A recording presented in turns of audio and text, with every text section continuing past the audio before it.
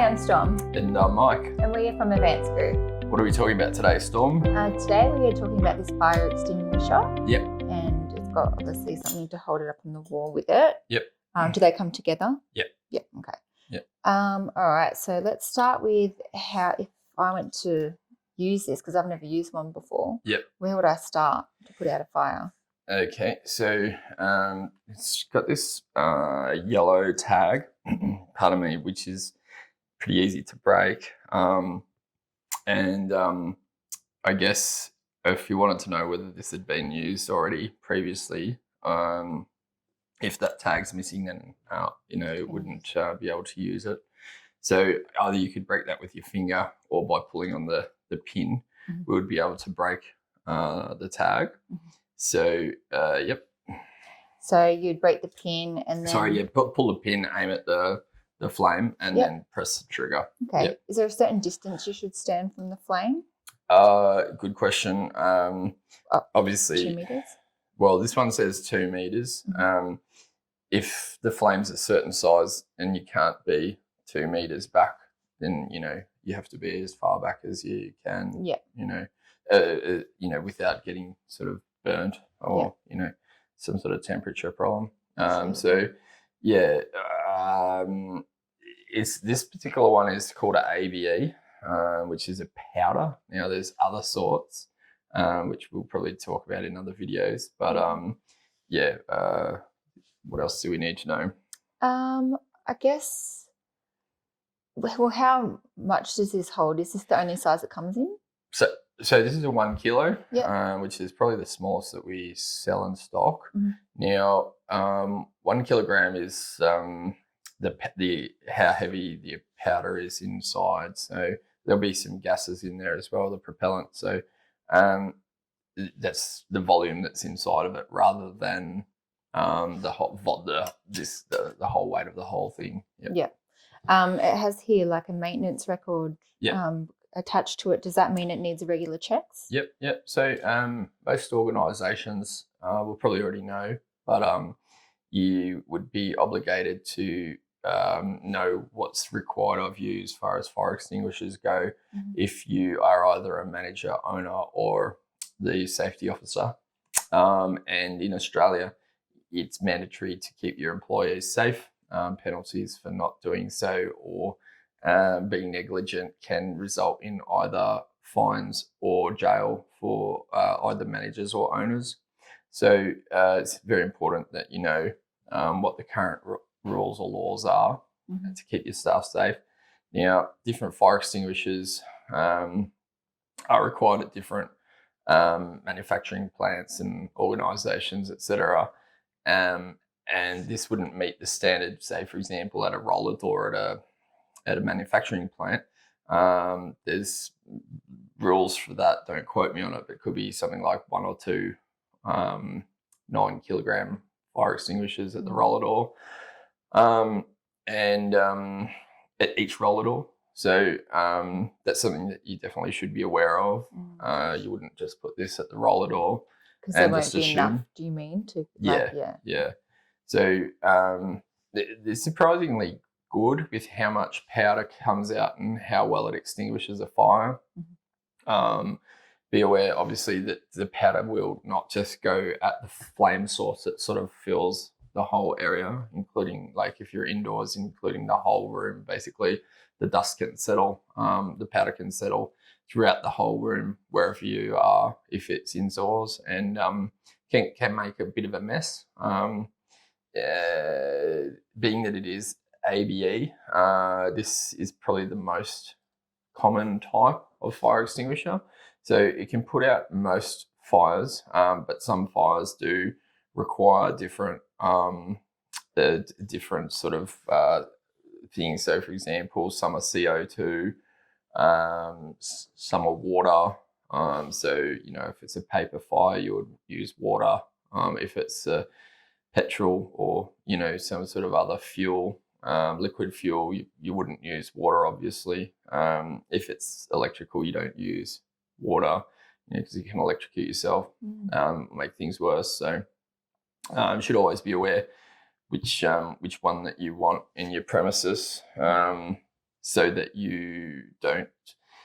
So one, you most efficiently put out the fire, but two, so you don't make things worse, and three, so that you don't have to make as much mess as possible. If certain situations, for example, sometimes a fire blanket's better in a kitchen than something like this. If you're at an industrial kitchen, if the hot pan's going up in flames, then a fire blanket would probably be more appropriate. However, you should use whatever is the most appropriate, regardless of how much cleanup time, I guess. I guess in a situation like if things were going, like flames were going up the wall, it'd be much easier using this in the blanket, wouldn't it? Of course, yeah. Blanket's probably good for, someone's clothes are on fire, or a big pan of oil, is on fire, but not necessarily like the surroundings. Yeah, for sure. If it started to run out, do you refill it or buy a new one? So nearly every fire extinguisher in Australia is refillable. They all have a 10-year use by date from the time of manufacture. Time of manufacture is printed on most fire extinguishers. If they're older than 10 years, they might still work, but you wouldn't be guaranteed of them to be able to work. Plus, I think if your insurance company found out, or WorkSafe found out that yours were out of date, then you'd probably get in a bit of trouble.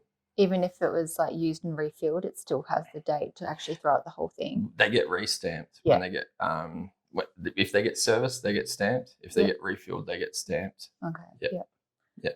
So they'll test the valves. They'll check that they're full and everything's working. Yep. Give you a certificate. Back to the maintenance checks. Is that just obviously testing it out? The maintenance? Yes. The maintenance people will do a visual check, do a valve check, make sure it's full. Yeah. And then stamp it and then give you a certificate. Yeah. And where would you take it to get refilled? So you could either take it somewhere, or there are people that their exclusive job is driving around. We're in Melbourne, so there's many companies that offer the service to go from premises to premises to refill and restock your fire extinguishers at your different places of work. Okay. Yep. And the bracket, how is this put? Yep. Is this placed on the wall as well? Yes, so it's a wall mount bracket. Yep. It's got 2 holes here for the mounting fixing points. So you could use screws or bolts.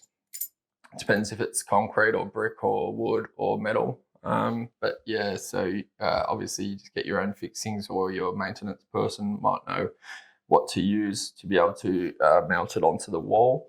There are rules for fire extinguishers in workplace about mounting them on the wall. Have to be a certain height above the ground, have to be able to be seen from a certain distance, not obscured, can't be in a cupboard, etc.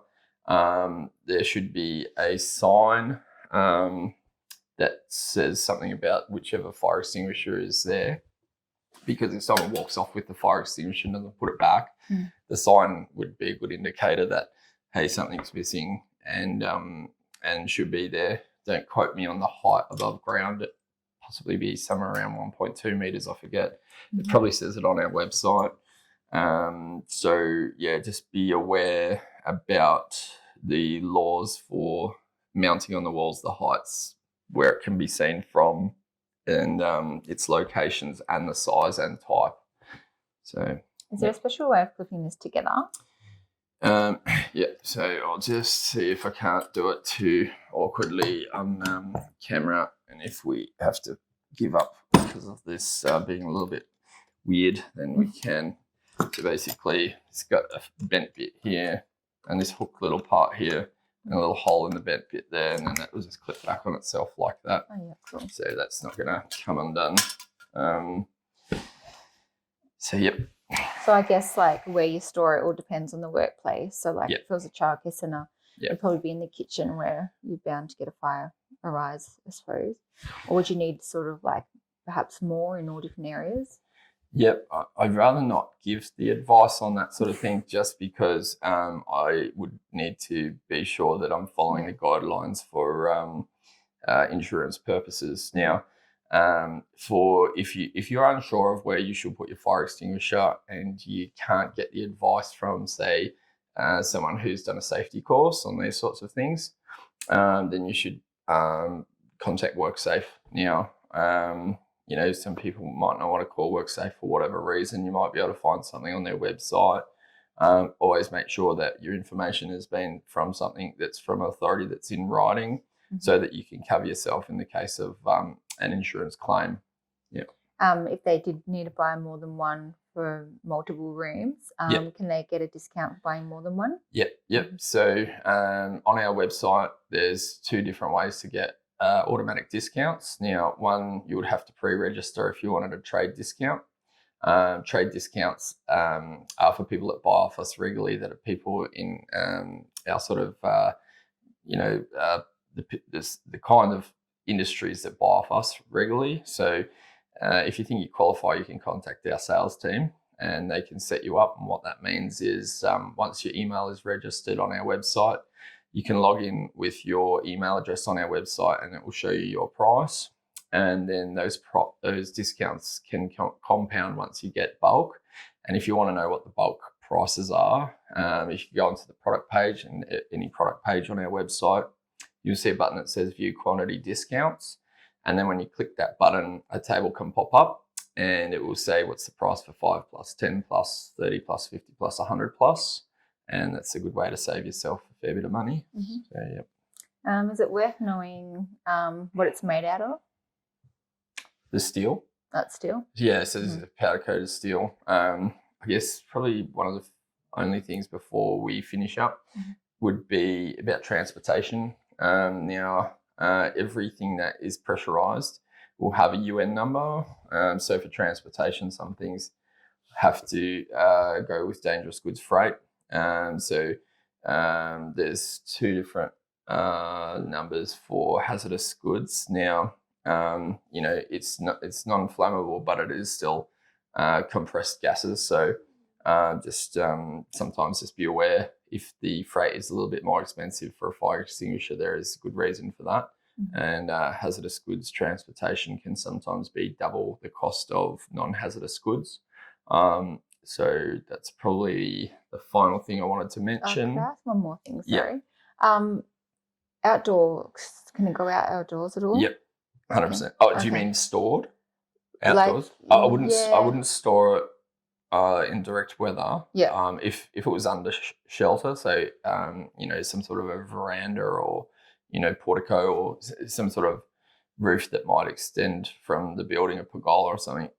But as far as in the direct weather, I wouldn't recommend it. Yeah. But you can carry it, I guess, with you in something if you were working outdoors and were worried about a fire. Yeah, a lot of people have them in their vehicle. Yeah. So construction workers, especially contractors that are out in the field, a lot of them will have a first aid kit and fire extinguisher in their kit as part of their minimum requirements for their obligations within their company's safety plans. Yeah. Okay. So that's possibly about it. So if you want to buy this product, you can go to www.advancedgroup.com.au. And if you like this video, you want to see more videos like this, please hit like and subscribe. Thanks for watching. Thanks, bye.